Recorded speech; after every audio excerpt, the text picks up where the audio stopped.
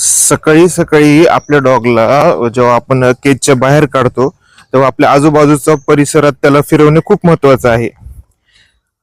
काय जी गाईचं शेण आहे ते चाटायचा प्रयत्न करतोय, म्हणजे डिवॉर्मिंगची परत वेळ आली.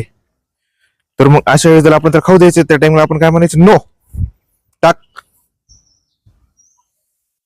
सोड, नो, चल. अशा काही गोष्टी असतात त्या आपल्याला करेक्ट कराव्या लागतात, या बिहेवियर ट्रेनिंग मध्ये येतात.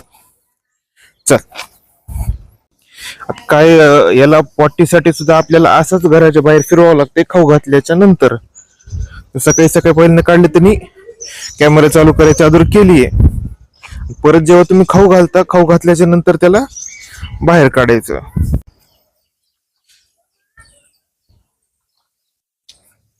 घराच्या बाहेर त्याला आजूबाजूला फिरवणं का महत्वाचं, की आपल्या घराचा जो एरिया असतो तो त्याच्या लक्षात यावं की आपलं घर कुठे.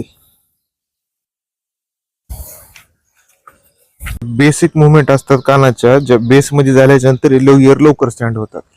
कोणताही आवाज आला, काय आला, त्या अटेन्शन ना आपला डॉग कान स्टँड करतो. चल,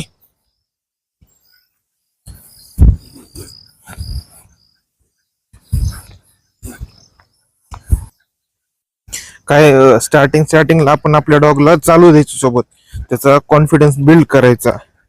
सोबत चालल्यानं काय होते की त्याचं मालकासोबतचा फिरायचा कॉन्फिडन्स वाढतो. तो भीत नाही, ओढत नाही, काही नाही.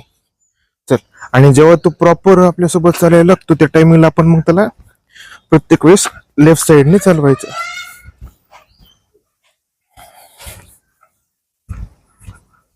पण त्याला वेळ देणं खूप महत्वाचं आहे आपल्या डॉगला. आपण शेणाजवळ परत आला त्या टाइमला मी नो म्हणणार त्याला, नो, बघा, चल. मग त्यांनी शेणाचं खायचा प्रयत्न केला तर धरलंही होतं, आता सोडलं. तर हे डिवॉर्मिंगचे टॅबलेट आहेत. डिवॉर्मिंग करायची कशी, टॅबलेट फोडून घेतली आतली, तर ह्या इझिली खातो, त्याच्यावर मला एवढा ताण नाही. मी एकाच हाताने याची डिवॉर्मिंग करू शकतो. डायरेक्ट तोंडात मध्ये टाकली, तोंड बंद केलं, खाऊन टाकली, अशी डिवॉर्मिंग झाली. आता थोड्या वेळ याला खायला काही द्यायचं नाही.